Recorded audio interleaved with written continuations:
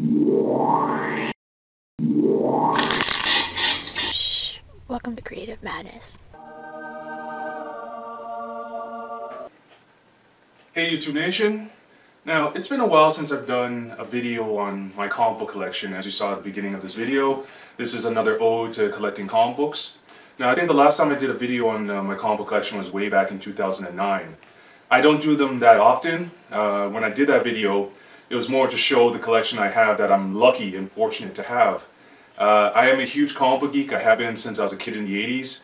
My father bought me my very first comic book to help me get into reading because I wasn't much of a reader when I was a kid, and when I discovered comic books, when I got my first comic book issues, I was hypnotized right away. I even still have one of my original comic books from back in the day, Silver Surfer number 4.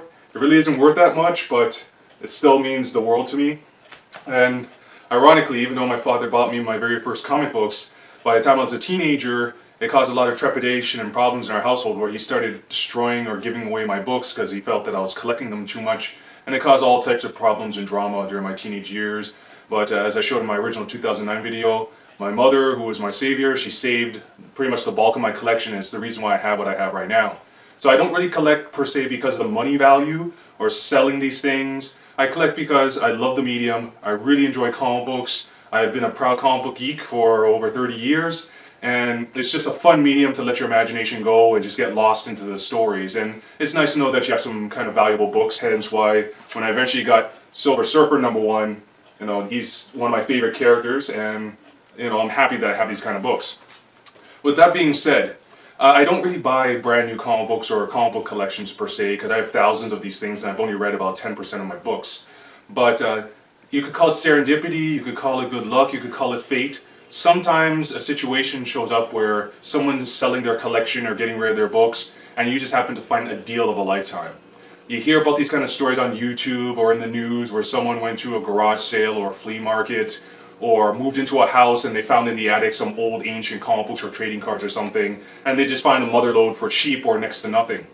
In my case, just before Christmas 2013, and I was looking for a swing set for my daughter, but on looking on Craigslist, I just happened to stumble across this ad for this individual who was trying to get rid of his comic book collection. He had just tons and tons and tons of comic books, and he was just looking to sell them to make some money. So we got into contact and we negotiated back and forth, and I was able to buy about 28 books off of him for about $350.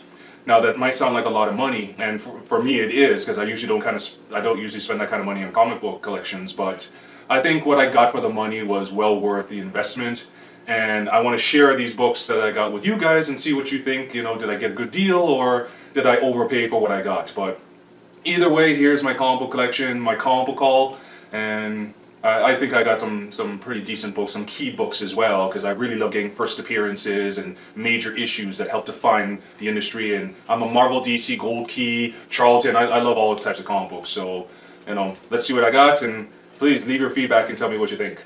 Now we're going to start off with Star Wars number 107. This was the last issue in the series, and what's significant about this series is that it's one of the scarcest issues in the series, because by this time the circulation was very low on the book and they canceled the title after this issue, so it's the last issue. It's not worth much, but Transformers number 1. I'm a huge Transformers fan. I used to have a massive collection before the old man stupidly gave them away for some reason, but I love my Transformers, and this was the first issue. A series, very obscure, but Marvel Chillers number 3. This is where Tigra becomes the main character in the series. Getting more old school, we got Marvel Collector's Item Classics number 2. Now this one's more on the lower grade. You can see there's some flaking on the spine. The spine is connected, but you can see it's kind of ripping a bit. It's a very old book from 1966. Here we got Captain America number 180. What's significant about this book is that it's the first appearance of Nomad. I'm not sure if he's going to be in the Winter Soldier movie, but you know, Nomad is a major Marvel character. He's had his own book in the past.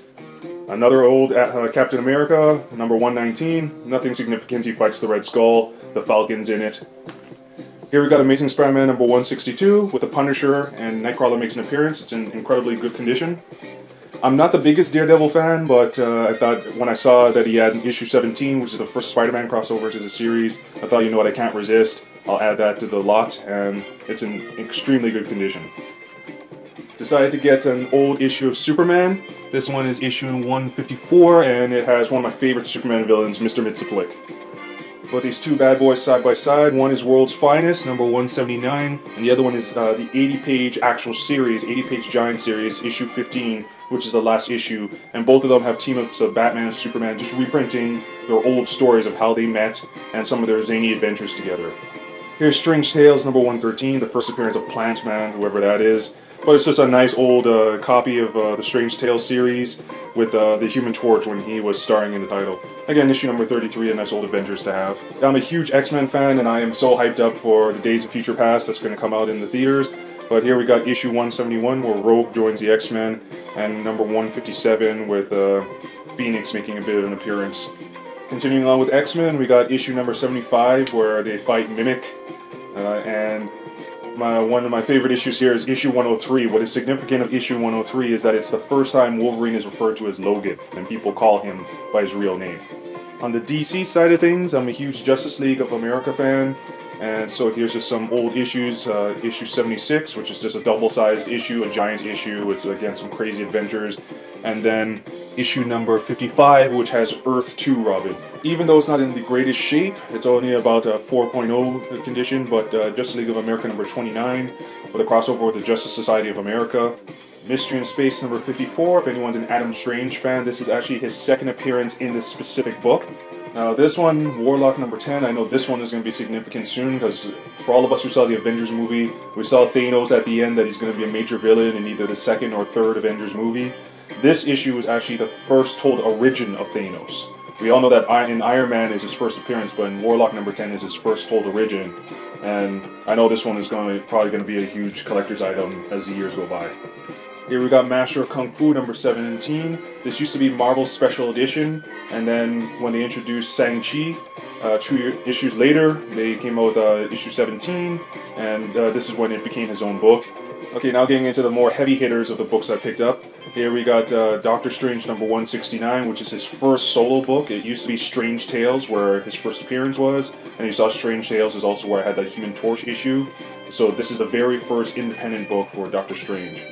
And again, talking about Strange Tales, here we go, number 123, one of the earlier Doctor Strange appearances where he faces off against Loki and Thor makes an appearance.